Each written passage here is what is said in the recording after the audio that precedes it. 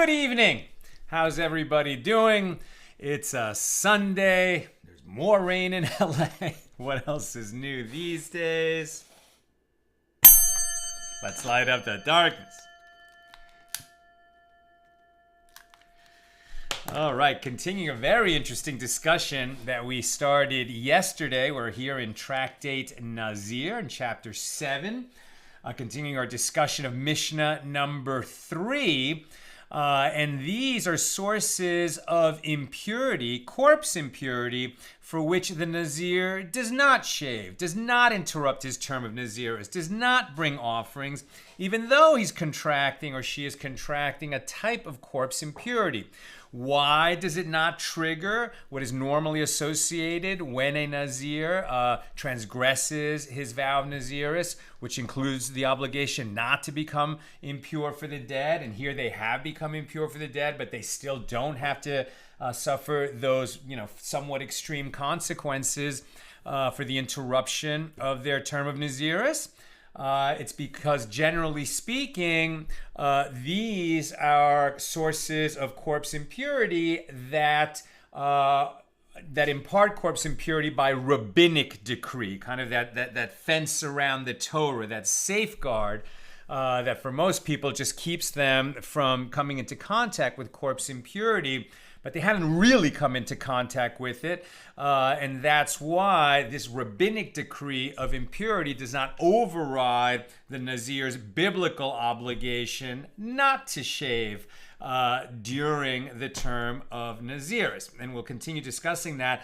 Also how it impacts this decree that the sages made on the land of the nations, right? That all the countries outside of Israel are deemed tameh with corpse impurity. We've talked about this before, the kind of general idea that because there's this concept of corpse tumah, which would lead to somebody becoming impure for the dead, and then therefore they cannot enter the temple, cannot bring offerings when the temple is standing. All these rules are not really relevant when the temple is standing, and it hasn't stood in nearly 2,000 years. But when Mashiach comes, when the Messiah comes, the third temple goes up, we'll all have to be sure that we've been purified from, our walking over a grave or walking through a land outside of Israel, going through that purification so that we can bring offerings, so we can enter the holy temple that will go up in Jerusalem. So to what extent was that decree of impurity outside of Israel? How far does it actually go? We'll be talking about that today. Who's in the house? Yehuda in South Carolina. Clarice checking in from Ciudad de Mexico. Bill, shalom from mid-Missouri. There's a shortage of perfect movies in the world. It'd be a shame not to reference this one. Bill obviously recognizes the reference I made in the title of today's show. A Sicilian, when death is on the line, as in, you've made the classic blunder, the greatest of which is never go in a land war in Asia. But the second greatest blunder is don't go in with a Sicilian when death is on the line, of course, from Princess Bride. And I thought of that when Wallace Shawn in that movie gets into a very complicated analysis of a situation there, whether he or the what was his name? The good pirate Robert? Was that his name? Who has the poison in his goblet? And the analysis that Wallace Shawn is going through to figure that out. And you'll see how that's relevant today. Who else is here? Lucy in Minnesota, Nancy in North Carolina, Paul in the Great Northwest, Bella in Florida, Zach from Las Vegas. I have missed you, Sal and Nina, and we have missed you, Zach. And we were just thinking about you recently when we had a great conversation with Rabbi Weiner here in LA. Leslie in LA, Leona in Illinois, Jay in Minnesota, Melissa in Great Neck, Joseph in Massachusetts, Sharon in New Jersey. Bill, the Dread Pirate Robert, thank you. The Dread Pirate Robert's also known as Wesley, our hero, of course. Over there, Lynn in North Texas and Marjorie in Georgia, without the toothpicks in my eyelids, because she was listening live Motzi Shabbos last night. Now that the clocks have changed, It's only going to get later and later and more difficult to tune in live for the Saturday night show if you're on the East Coast. But if you do, wow, Yasher Koach, may you be strengthened to be so diligent in your Torah study very often in your lives. Okay, let's get to it. As I said, continuing our discussion of mission number 3 in chapter 7, our daf is Nun Daled, Nun Hey, page 55. We're picking this up at the top. And just for fun, I'm continuing in the Art Scroll edition of the Talmud that I was using last night as well. Got the Koran right here, nice and handy.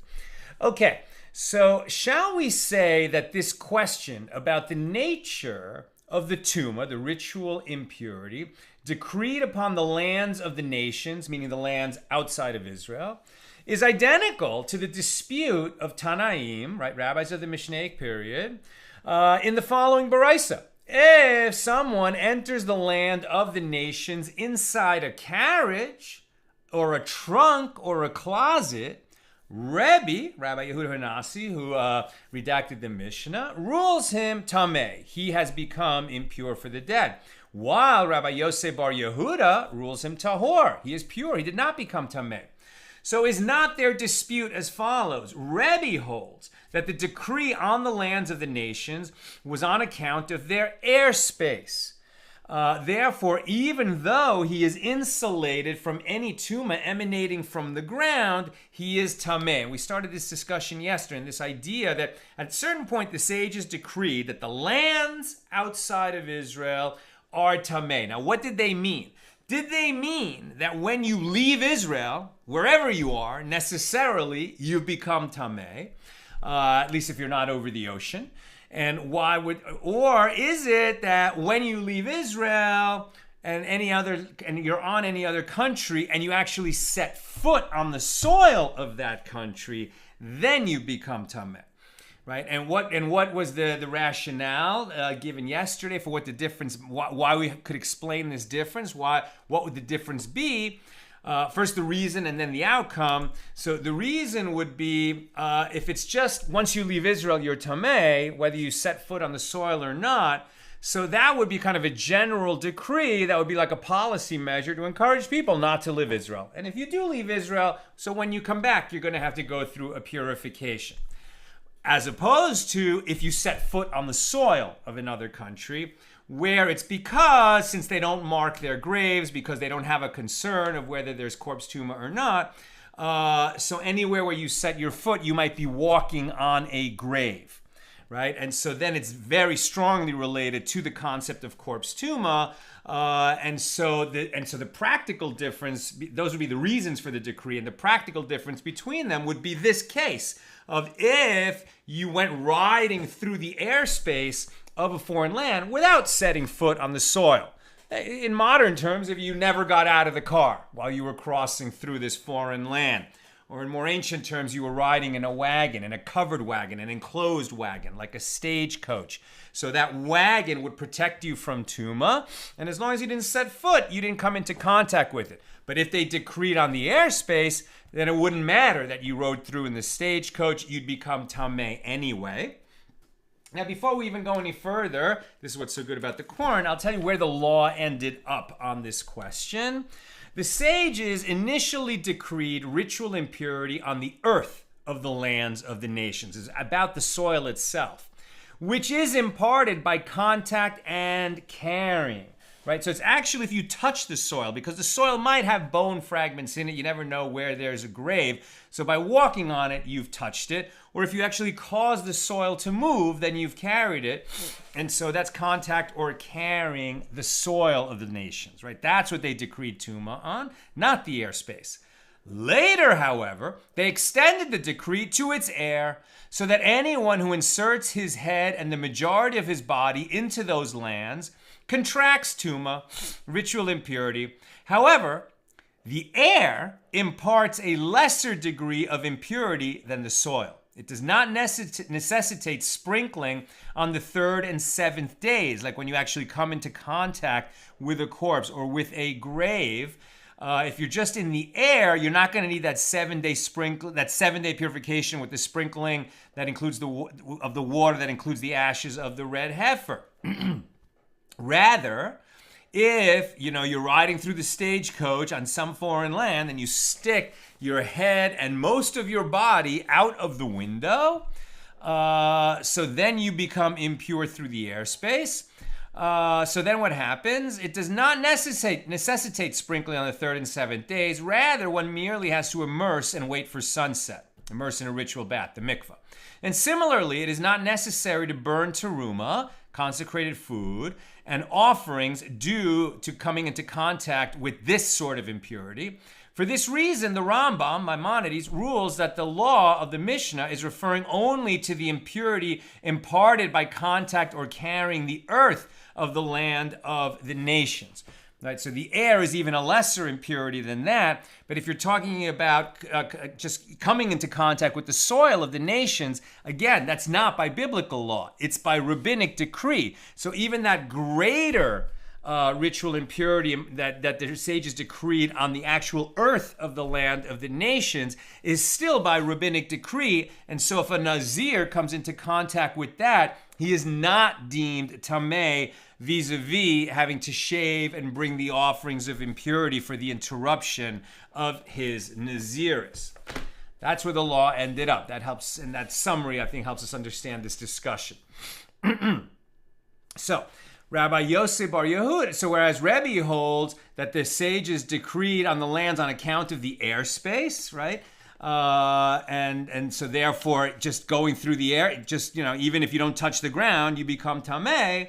But Rabbi Yosef Bar Yehuda holds that the rabbis decree tumah only on account of the unmarked graves in the soil. Consequently, the person inside the container remains tahor, pure, because he is insulated by his container from the tumah emanating from the soil. The Gemara's question would thus seem to have been debated here by earlier Tanaim, sages of the Mishnah. Now, the Gemara sets aside this proof by proposing an alternative explanation of the dispute between those Tanaim. No, says the Gemara.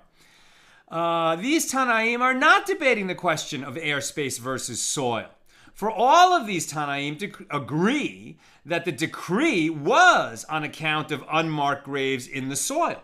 Rather, their dispute is about the following.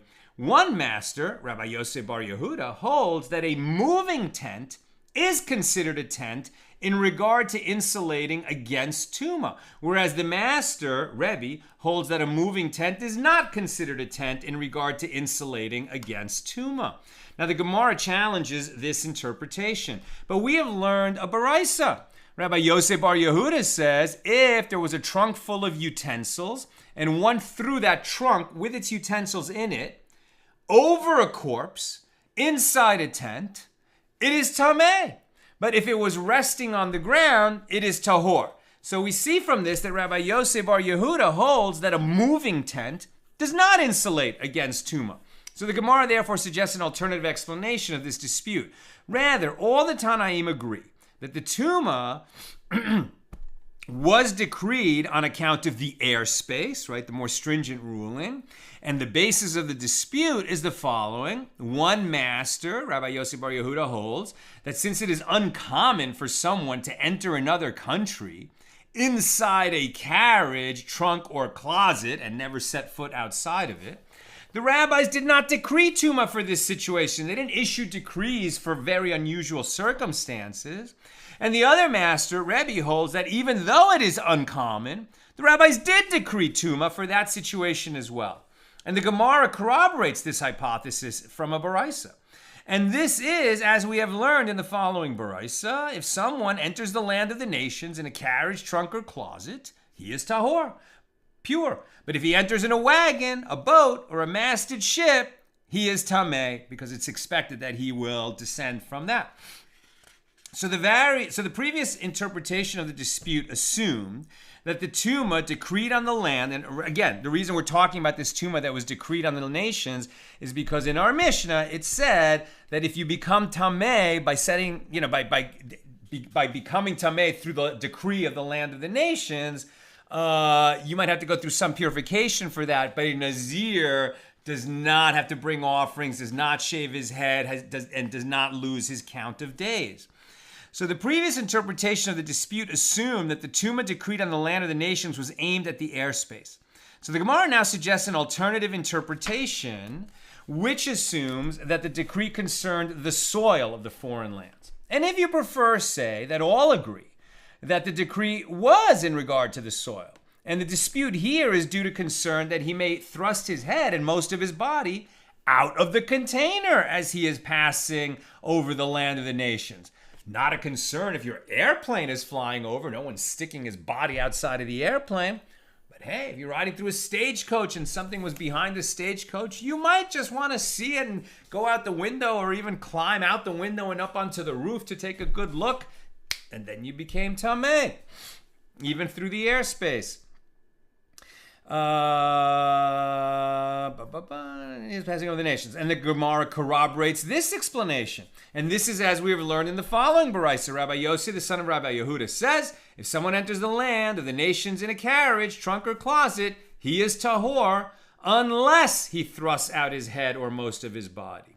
Now the Gemara discusses the Mishnah's next statement. So much for the decree of tumah on the lands of the nations, which was about the soil, and then became about the airspace. Now, the Mishnah next talked about, right, in our Mishnah, here, our Mishnah number 3, after talking about the various conditions, like the land of the nations, or the coffin cover, or the coffin walls, a quarter lug of blood, which is less than the usual minimum measure of a half lug, in all these situations, so for all these, a Nazir does not shave his head, but he does undergo sprinkling on the 3rd and 7th days, and he does not forfeit the count of his days, and he begins to count his term anew immediately after his purification and has no obligation to offer a sacrifice, right? So now we're going to continue discussing that Mishnah.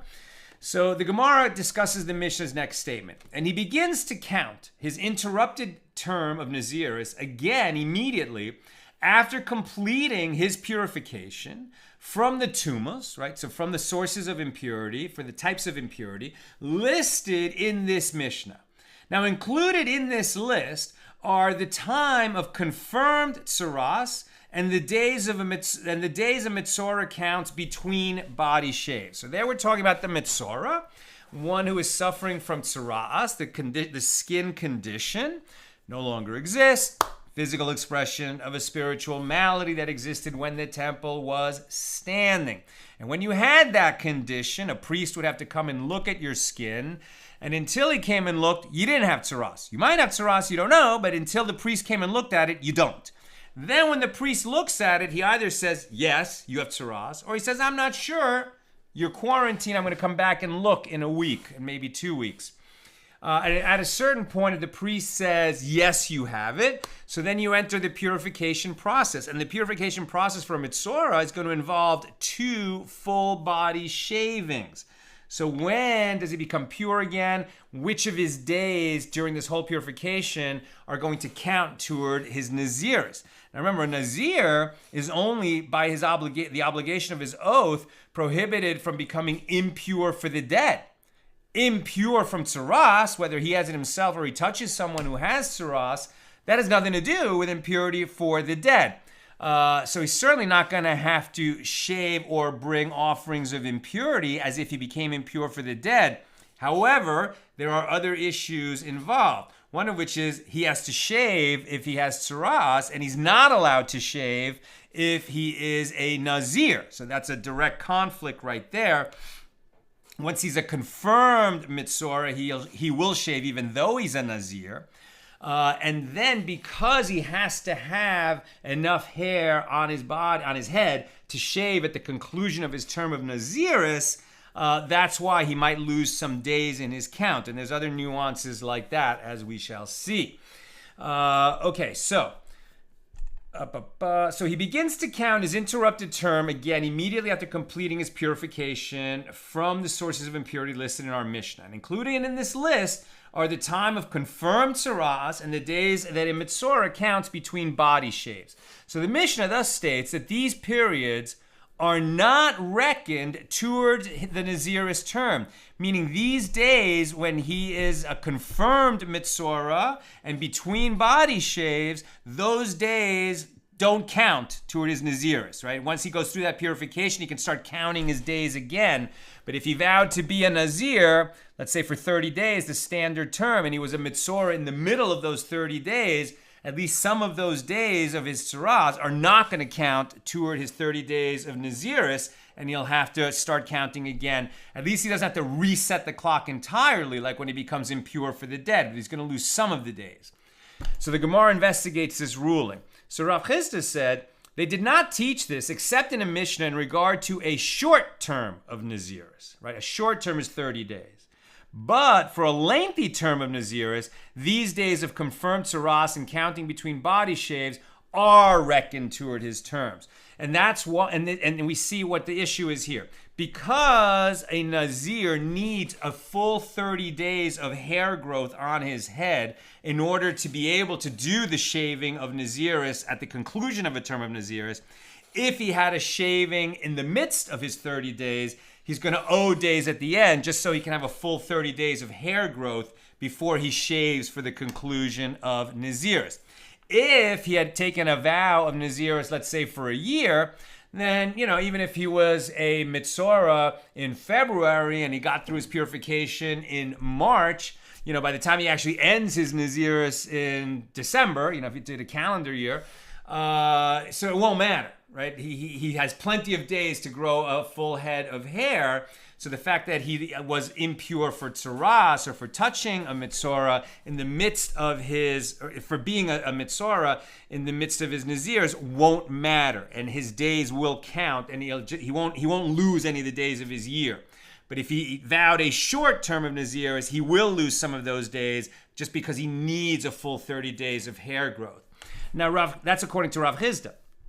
So this view is challenged. Rav Sheravia challenged Rav Chisda from our Mishnah, which states he begins to count immediately, and he does not disregard the preceding days. Now, to what case is the Mishnah referring? If you will say a case of short naziris, i.e. a standard 30-day term, well, then the ruling that he does not forfeit the preceding days is not tenable, because he needs a full 30 days of hair growth to be able to shave for the conclusion of his naziris.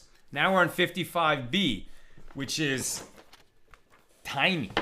That's how short 55b is. It's just such a short top. So we're going to go a little bit into 56. So rather, is it not clear that the Mishnah is referring to a lengthy term of nazirus? And nevertheless, the Mishnah states he begins to count immediately after his purification, indicating that, the days that he was impure as for being a metzora don't count toward his nazirus, according to this view, implying that during his days of tzaraas and counting toward the second body shave, his nazirus term was interrupted, and this contradicts Rav Chisda's position. But Rav Sheravia resolves his own objection.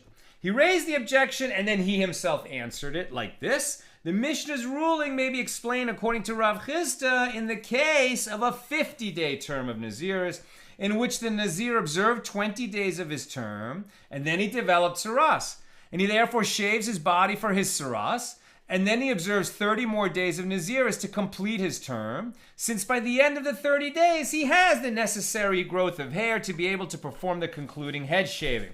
So the original 20 days are thus credited to his term, but not the days of his tumah and counting between body shaves. Now, Rav Chisda's view is again challenged. Rami Bar Chama questioned Rav Chisda's view from a baraisa that comments on the following Mishnah, the one that's coming up next, Mishnah number 4 of chapter 7. A nazir who was in doubt whether he was tameh from a corpse, and also in doubt whether he was a confirmed metzora, may eat sacred foods after 60 days, meaning that's when he knows that he is purified from both corpse impurity and tzaraas impurity. And he may drink wine and contaminate himself with tumah of the dead, meaning he's completed his nazirus, after 120 days. Wait a minute. What? What do we say? A nazir who was in doubt. Now, this is a standard nazir who's vowed for 30 days. He has a 30-day period. But because he was in doubt whether or not he came into contact with corpse tumah, and he was also in doubt whether or not he has tzaraas, this is like a big hypothetical brain teaser that they're getting into here. And so the answer is that he's going to be considered pure with respect to eating sacred foods after 60 days. But he's not going to be considered that he completed his nazirus and can therefore, drink wine and become impure for the dead until 120 days, 4 times his 30-day nazirus. Why? And we learned in a Baraisa concerning this Mishna, in regard to what was this said? In regard to a short term of nazirus, i.e. a 30-day term. But in regard to a year-long nazirus, for example, he may eat sacred foods only after 2 years and drink wine and contaminate himself with tumah of the dead only after 4 years. What? He vowed 1 year of nazirus. How did his 1 year term of nazirus become a 4-year ordeal? How did that happen? And this is one of the great illustrations of why the sages said, don't vow nazirus. It is unnecessary. It is discouraged. It is not a good idea. It's possible. Its terms are spelled out in the Torah, but you can get yourself into a lot of trouble. Now, this situation is very extreme, and I'm going to read you the footnote here from the Art Scroll so that you can see it. Now you'll see why I was referencing the Wallace Shawn scene, a Sicilian versus the Dread Pirate Roberts in the movie A Princess Bride, where he says, I have not even begun to analyze this situation. You would not put the cup before you, but you know that I'm a clever man, so you would not put the cup in front of me, the cup with the poison in it. You know that the iocane powder is from Australia, as everyone knows, but you have bested my giant and my Spaniard, and he just adds all these crazy conditions in his analysis of, it's sort of demonstrating his dizzying intellect. And of course, we're like, what? What's he saying? What's he saying?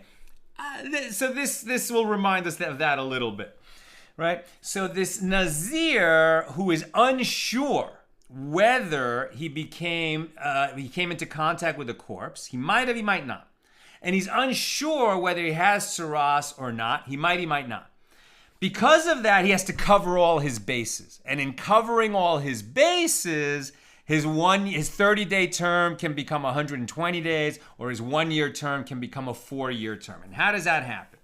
So this Nazir, who is unsure about both whether he touched a corpse and whether or not he is a metzora. So the only solution for such a Nazir is to postpone shaving for his tzaraas and his corpse tumah until the day his term of nazirus is due to expire.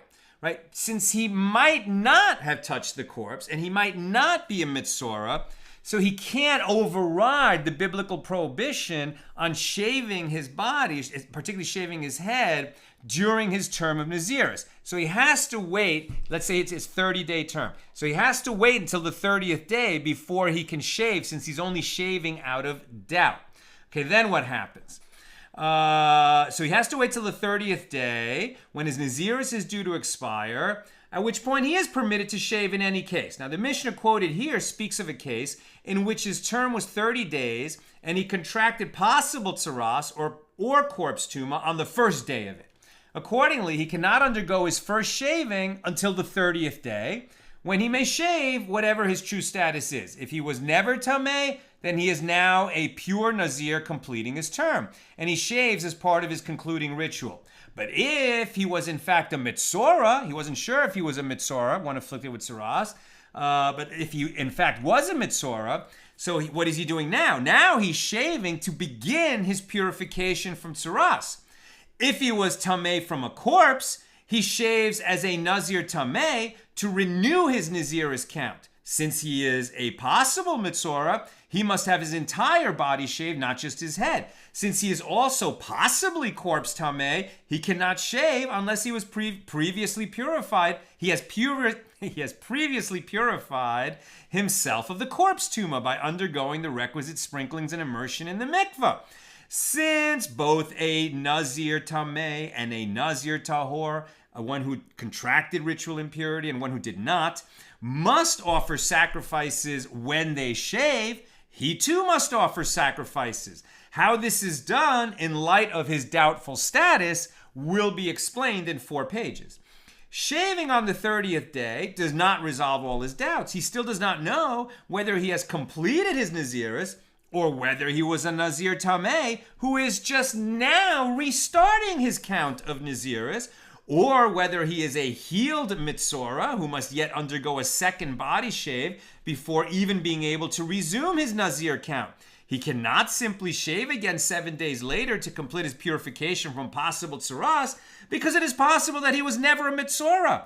And he can't shave, he can't overcome his prohibition on shaving as a nazir. But that he was corpse tameh. So in this case, the observance of his proper term of nazirus commenced as soon as he completed shaving, and he is now forbidden to shave for 30 days. Accordingly, he must wait another 30 days before undergoing his second body shave. And this marks the 60th day since he began observing nazirus. At this time, he is again permitted to shave, no matter what his situation. If he was never a metzora or tameh from a corpse, his nazirus ended 30 days ago, and he is permitted to cut his hair in any case. If he was tameh from a corpse, he renewed his term of nazirus 30 days ago, and he has now completed it, and he must therefore shave to conclude it. If he was a metzora, then he underwent his first body shave 30 days ago, and he may now undergo his second body shave, etc., etc. That double case of doubt creates an enormously complex set of circumstances, and to cover all his bases takes a long time. I'm almost done. If you got questions or comments, get them in now. So Rami Bar Chama now demonstrates how the Baraisa, with all its complications, contradicts Rav Chisda's view. And now, if you should think that the days of his confirmed tzaraas and counting between body shaves are reckoned for him towards his nazirus term, 3 years and 30 days should suffice to him, as opposed to the full 4 years. And so we see that the days of his between shavings for his tzaraas, they don't count toward his count of days as a nazir. That was the point of that. Okay, let's go to some questions or comments. Here on Nazir 56. Come on, Google Doc, load. There it is. Okay, let me just make an adjustment there. We're on Nazir 56 today, 55 yesterday. Okay. Sharon, to address your comment yesterday, it was I who asked about a dead Jew versus non-Jew. And our local Chabad rabbi, and so we saw yesterday that does a human corpse, does it matter in terms of imparting tumah of the dead, whether the corpse is of a Jew or a non-Jew? And we saw that the Gemara did make a distinction in that by touching or carrying, it's the same. Doesn't matter whether it was a Jew or not that died. But in terms of tent tumah, right? So that you're in the same room, under the same roof with the dead body. If it was a Jew, then sharing the room with that body imparts the impurity. And if it was a non-Jew, it does not. So that was a distinction. So says Sharon that she was the one who asked about a dead Jew versus a non-Jew. And Sharon says, our local Chabad rabbi was addressing the concern related to a tree growing in a cemetery and overhanging into a neighboring yard where a daily mincha minyan is held, right? So there's a daily afternoon prayer service in a yard that's next to a cemetery. And there's a thick branch. Now we saw that in terms of the canopy of branches, so that it would be only by rabbinic decree that you would become tameh if you and a grave were under the same canopy of branches, right? Where you're not sure if a particular limb covered both the grave and you, because you're not sure where the grave is. But I think Sharon is talking about a situation where they know that there's one big thick branch that does cross over a grave, and it definitely does, cross over people who are in this afternoon minyan. So that would be an issue. Since they were not graves of Jews, there was not an issue for Kohanim, right? We're all tameh, we're all considered tameh because we don't know where the graves are. We're outside of Israel anyway. When the Messiah comes and the third temple goes up, we're all going to need to go through purification of corpse tumah before we can enter the temple grounds. But Kohanim, sort of by custom and tradition, do not enter cemeteries because a priest, right, and all the descendants of Aaron are prohibited from becoming impure for the dead, not just before entering the temple, but at all times. They can only become impure for the dead for close family members. So here, the rabbi told Sharon, since these were not the graves of Jews, there was not an issue for Kohanim in the group. It seems from yesterday's class that the Nazir is not affected under those same circumstances. There you go. And Sharon also says, what is the status of places like indigenous peoples' burial grounds? Well, I think that must be... See, my understanding would be that's just like the land of the nations, where we would assume that anywhere there could be a grave. I think vis-a-vis Kohanim, whether they can enter that because it's a cemetery or not, I would think, yeah, that's considered a cemetery. But you're saying since they're not graves of Jews, it's not an issue for Kohanim. So that would be, so I would be wrong there, right? It's counterintuitive to the way that I was thinking. So you've got a good expert. Ask that question of your Chabad rabbi.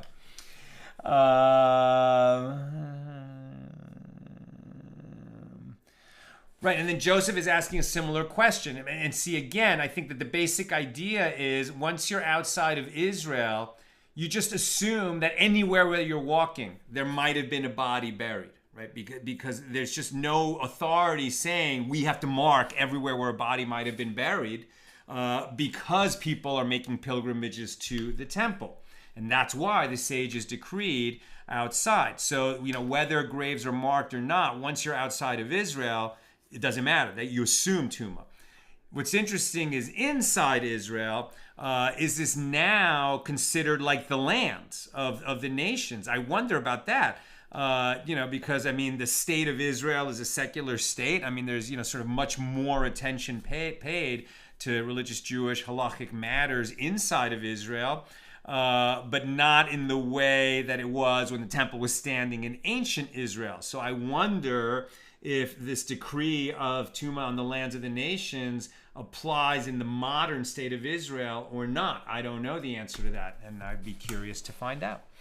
So that's what I've got for us today. With God's help, we'll be together again tomorrow, Monday night at the regular time, 6 p.m. Pacific.